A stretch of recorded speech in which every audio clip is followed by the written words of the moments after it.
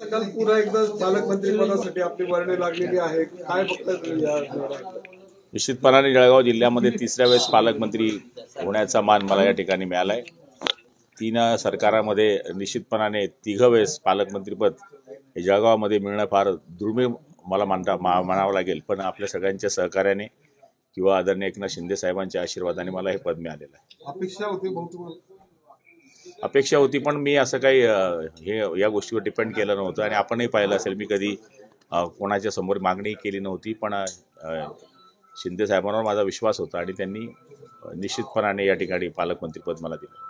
शेवटी भरतशेठ गोगावले असतील किंवा दादा भुसे असतील, हे आमचे जुने लोक आहेत आणि त्यांना पालकमंत्रीपद दिलं गेलं पाहिजे होतं.